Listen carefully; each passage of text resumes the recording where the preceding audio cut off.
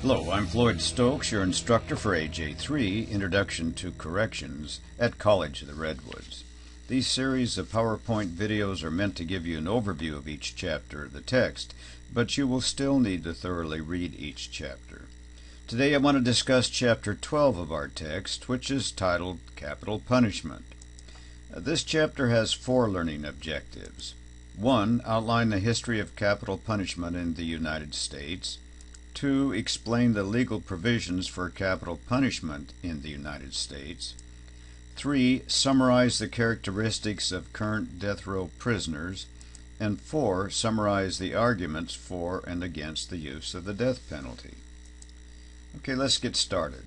The history of the death penalty in the United States is best understood by viewing it as 2 historical periods: the early period prior to 1972 and the modern period from 1972 forward. Let's first look at the early period. When British settlers came to the New World, they brought with them the practice of capital punishment, which had been a well-established punishment in England. By the 1700s in England, more than 200 crimes were punishable by death, including stealing and cutting down a growing tree. Even in the 1800s, over 100 crimes were punishable by death.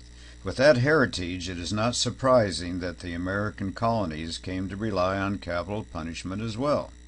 The first recorded execution in colonial America was in 1608 in Jamestown Colony, Virginia, when Captain George Kendall was executed for being a spy for Spain.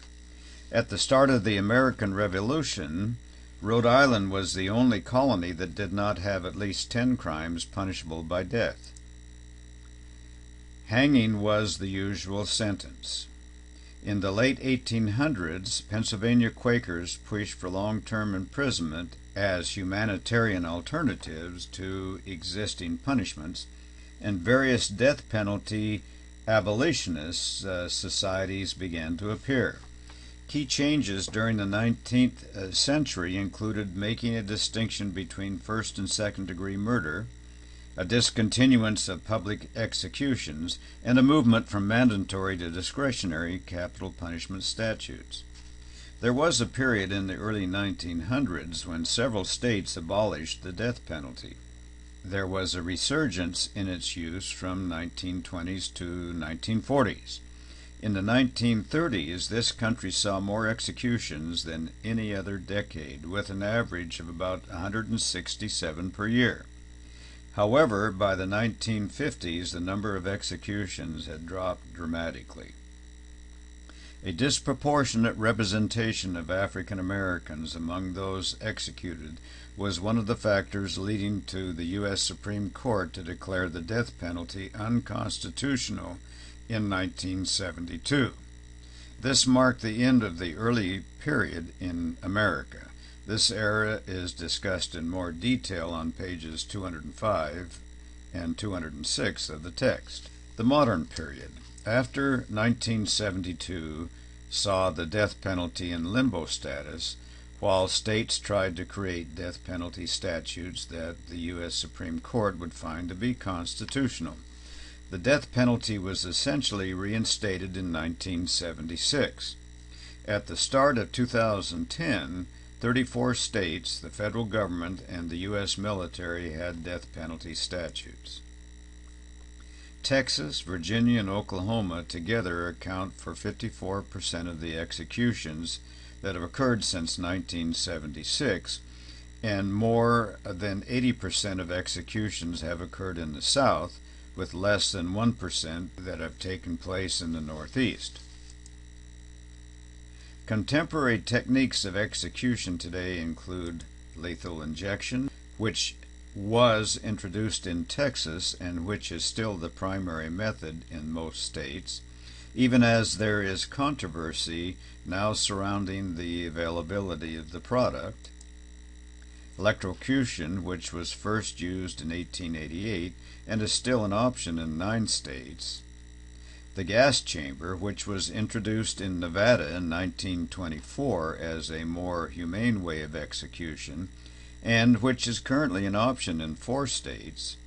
and the firing squad, which is still an option in New Hampshire and Washington, and which has been actually proposed by one politician to replace lethal injection because of the product's recent unavailability.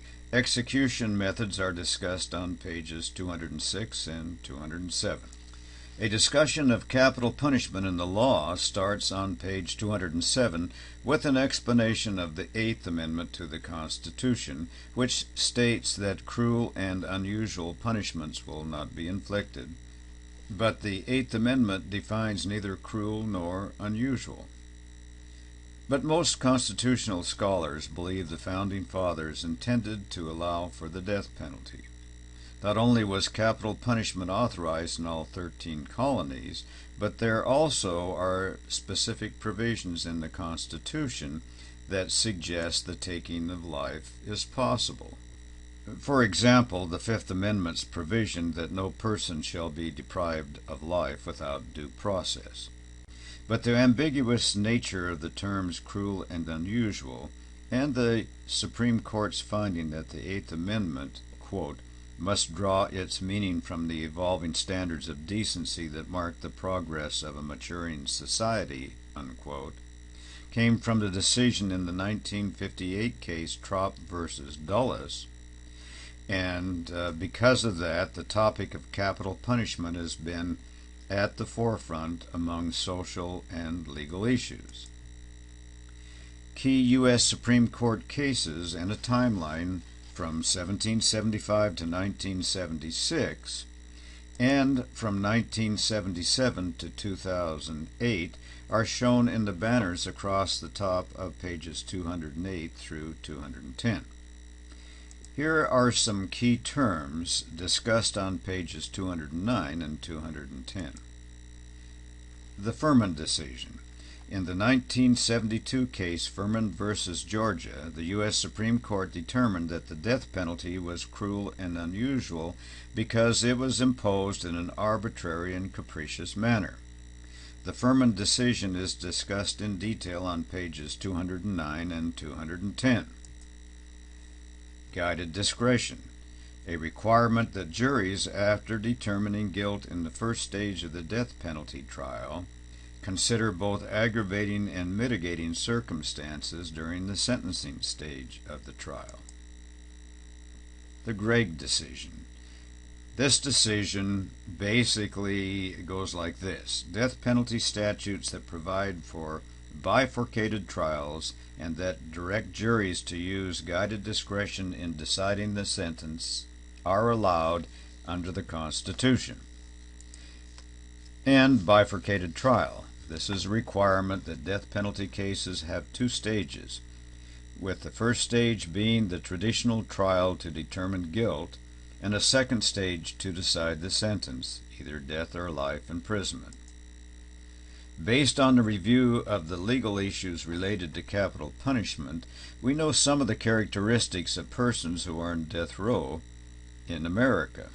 Basically, they are offenders who have been convicted of first-degree murder with aggravating circumstances, who are neither mentally ill nor mentally retarded, and who were at least age 18 when they committed their crime. The text on pages 211 and 212 discusses some other interesting characteristics beyond these, however, including that California has the greatest number of prisoners on death row at over 600. One statistic listed on the internet is the number 736, with the last execution taking place in 2006, but it says 600 in the text. Regardless, just over half of all death row prisoners are in California, Texas, Florida, and Pennsylvania. Most death row prisoners actually leave death row without being executed through appellate court action or clemency.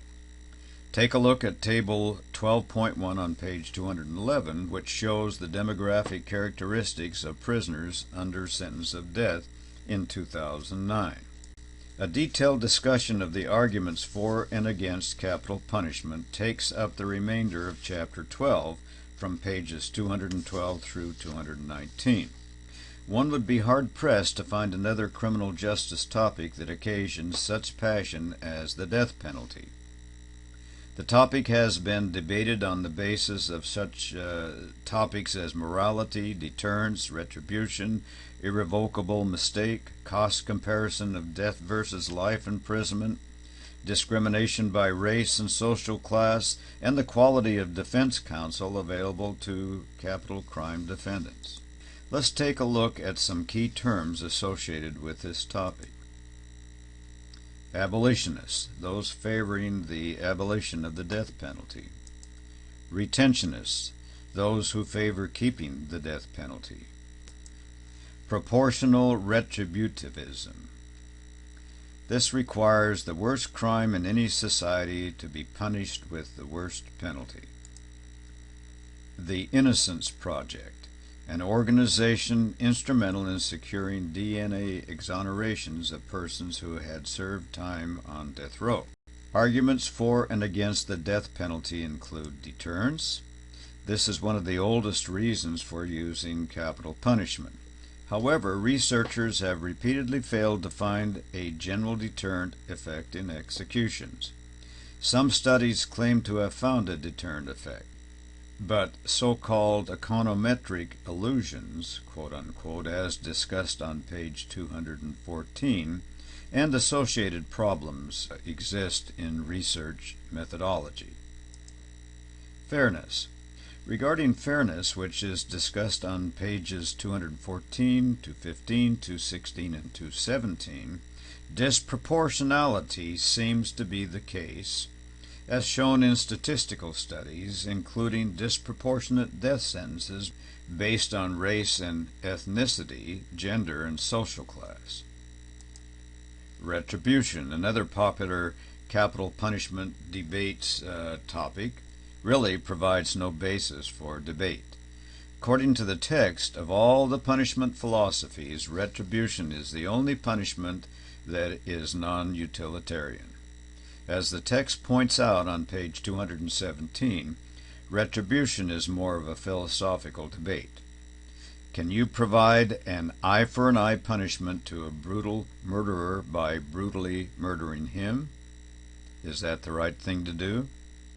The text explains the philosophy of proportional retributivism on page 218 by pointing out that it only requires that the worst crime in any society be punished by the worst penalty the society is willing to tolerate.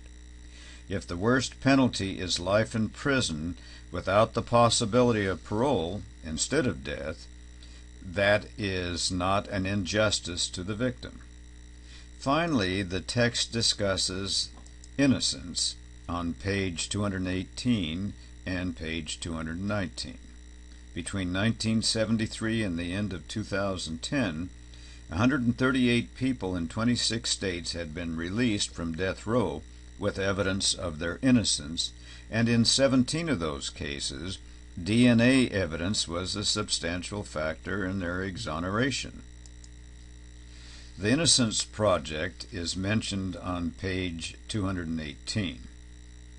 The Innocence Project is a national legal services organization dedicated to exonerating wrongfully convicted people through DNA testing and reforming the criminal justice system to prevent future injustices.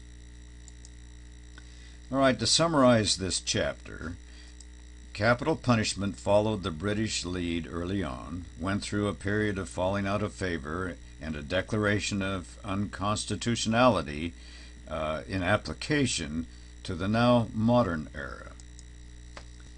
Today there are restrictions on the use of the death penalty, and trials involving capital punishment as a sentence are bifurcated. Persons who are under age 18 at the time of the commission of their crime, who are mentally ill or mentally retarded, cannot be given the death penalty. You saw that, I think, in the video that we watched regarding death row stories. Most inmates on death row are white males. Arguments for and against the death penalty are complex and numerous. Well, before I close, be sure to read page 220 of the text that discusses the case should you be able to watch an execution on television or on your smartphone. That's a good question, huh?